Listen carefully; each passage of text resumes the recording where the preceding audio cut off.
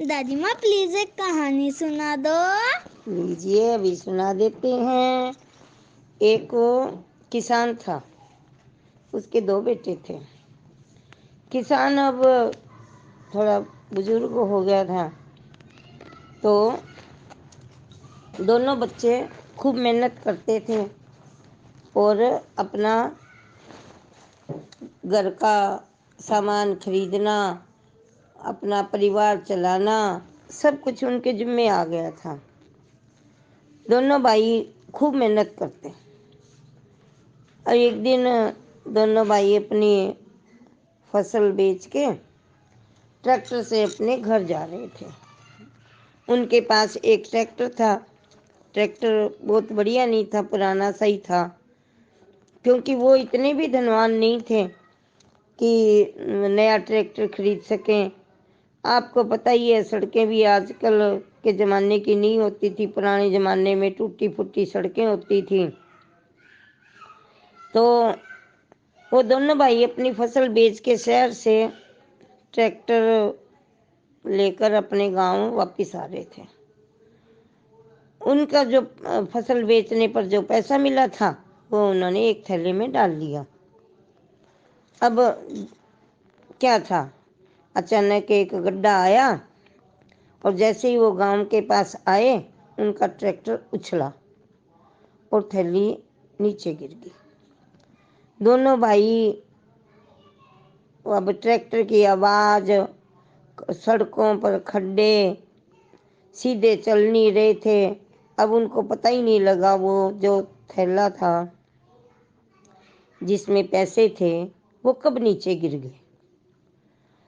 अब क्या था, वो अपने घर पे चले गए। घर पे चले गए तो उन्होंने क्या देखा, उनके पापा ने कहा, लाओ कितने पैसे हुए, देखें कितने पैसे हुए। वो थैला देखें तो उनको थैला उस जगह पे मिला नहीं जहाँ पर उन्होंने रखा था। अब वो कहते हैं, ना तो हमारे को कोई रास्ते में चोर मिला, ना कोई डाकू मिला, ना किसी ने हमारे से कोई लड़ाई झगड़ा किया। ये हुआ कैसे, हमारा जो वो थैला था वो गया कहाँ पर। तो अब क्या था, अब तो वो बहुत परेशान हुए। अब उधर क्या था, एक बच्चा, 7-8 साल का बच्चा रास्ते में उछल कूद करता अपने घर वापस जा रहा था। रास्ते में उसने अचानक क्या देखा, कोई चीज गिरी हुई है। उसने उसको डरते डरते हाथ लगा के देखा भी इसमें कोई जानवर तो नहीं है या कोई गलत चीज तो नहीं है। तो उसने जब हाथ लगा के देखा तो उसको ऐसा कुछ दिखाई नहीं दिया। उसने फटाफट थैला उठाया और उसको खोल के देखा। उसके अंदर बहुत सारे पैसे थे। इतने पैसे तो उसने आज तक कभी नहीं देखे, क्योंकि ये जो नंदू नाम का बालक था ये बहुत ही गरीब था। इतने निर्धन माँ बाप का बेटा था कि एक झोंपड़ी में रहता था, और इसीलिए तो वो बच्चा खेल कूद के घर वापस जा रहा था। अब जो बच्चे होते हैं मनमौजी होते हैं। अब जब उसने वो इतने सारे पैसे देखे तो उसने सोचा, किसी की मजबूरी पता नहीं क्या रही होगी, ये किसी की शादी के लिए किसी ने इकट्ठे किए होंगे, कोई किसी ने ज़मीन बेची या किसी ने फसल बेची, इतने सारे पैसे कहाँ से आए।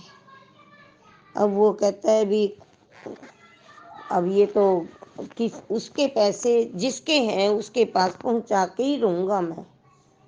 मेरे को जब तक चैन नहीं आएगा, जब तक मैं उस आदमी को, असली हकदार को पैसे ना दे दूं। तो वो बहुत देर तक तो वहाँ छुप कर बैठा रहा भी शायद कोई आएगा और उस थैली को ढूंढेगा, पूछेगा। लेकिन वो काफ़ी देर बैठा रहा, वहाँ पर कोई भी नहीं आया। तो उसने उस थैले को घर पे ले जाके और एक टोकरे के नीचे छुपा दिया। तो घर पे किसी को पता नहीं लगा। उसकी माँ तो खाना बना रही थी और उसका पिता वहाँ पर बैठा, बाहर बैठा आराम से लेट रहा था।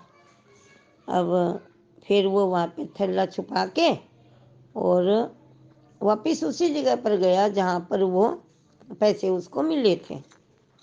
अब उधर क्या हुआ, दोनों भाइयों ने जब पैसा नहीं देखा तो वो ढूंढते ढूंढते वहाँ पर आए, टॉर्च उनके हाथ में।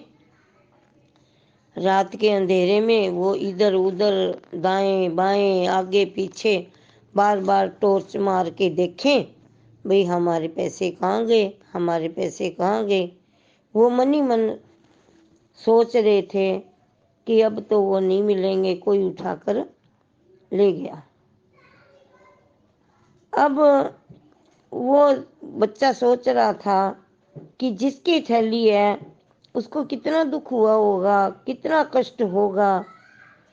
हालांकि वो बच्चा उम्र में बहुत छोटा था, निर्धन माँ बाप का बेटा था, लेकिन उसमें समझ बूझ काफी अच्छी थी। वह थैली को उठाकर घर ले गया और अब वो वहां पर वापस जब आया था तो उसने सोचा कोई रोता हुआ आएगा, मेरे से पूछेगा, लेकिन ऐसा कुछ भी नहीं हुआ। अब दोनों भाई इधर उधर थैली को ढूंढते फिर रहे थे, बहुत निराश हुए थे। अब उनको कहीं भी थैली नहीं मिल रही थी। तो अब उन्होंने कहा अभी किसी के हाथ लग गई होगी तो हमारे को वापस थोड़ी मिलेगी। रास्ते में एक छोटा सा बच्चा बैठा था। जब उसने बच्चे ने देखा कि ये दोनों कुछ ढूंढ रहे हैं तो उसने उनसे पूछा कि आपका कुछ खो गया क्या। तो उन्होंने उसकी तरफ बात की तरफ ध्यान ही नहीं दिया, ऐसा सुनी अनसुनी सी कर दी कि इस बच्चे को क्या पता है कि हम क्या ढूंढ रहे हैं, और बताना भी नहीं चाहिए, अगर इसको मिल गई तो ये हमारे को देगा नहीं। लेकिन वो जो छोटा सा बालक था वो बड़ा हैरान हुआ। उसने फिर दोबारा पूछा कि आप लोग क्या ढूंढ रहे हो। उन्होंने उसकी बात की तरफ दोबारा भी ध्यान नहीं दिया और आगे बढ़ गए। उन्होंने कहा तू जा जा अपना काम कर, अपना मतलब, तेरा हमारे से कोई मतलब नहीं है, तेरे को नहीं पता भी हम क्या ढूंढ रहे हैं। और दोनों फिर आगे बढ़ गए। अब उसका, नंदू का जो शक था वो यकीन में बदल गया कि हाँ ये नोटों वाला थैला इन्हीं का था और ये उसी को ढूंढ रही हैं। अब सड़क सुनसान, वहां तो और तो कोई है नहीं, एक तो वो बच्चा था और वो दो भाई थे।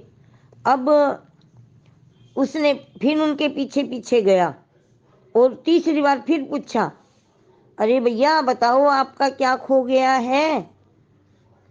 एक ने झल्लाकर गुस्से में उसको ताड़ने के लिए कहा अरे चुप हो जा, हमें अपना काम करने दे, दिमाग तो पहले ही खराब है और खराब कर रहा है, जा जा तू अपने रास्ते जा, हमारे पीछे मत आ। अब नंदू कहता है भी मेरा शक जो था, जो विश्वास हो गया कि हाँ ये यकीन में बदल गया कि ये इन्हीं की थैली है। उसने फिर पूछा क्या आपकी थैली खो गई है। जब उसने थैली का नाम लिया तो दोनों भाई एकदम से रुक गए और बोले हाँ तुम्हें कैसे पता हम थैला ढूंढ रही हैं। नंदू बोला ऐसे नहीं बताऊंगा, पहले थैली की पहचान बताओ। आगे क्या हुआ दादी माँ? आगे वो उससे इंक्वायरी करने लगा, कहता भैया बताओ कैसे रंग की थैली थी, पुरानी थी, नई थी, उसमें क्या था। अब फिर उन्होंने उसकी पहचान बताई और बताया कि उसमें खूब सारे पैसे हैं और अगले ही महीने हमारी बहन की शादी भी है। साल में हमारे तो एक बार फसल होती है और हम तो इसी के सहारे अपना टाइम पास करते हैं। तो वो उसको जब यकीन हो गया कि ये थैली उन्हीं की है तो वो उन दोनों भाइयों को अपने घर पे लेके गया और उनको बोला तुम बाहर ठहरो, मैं अभी आता हूँ। तो वहाँ उनको बाहर ठहरा के अंदर गया और चुपचाप थैली निकाल के लाकर उनको दे दी।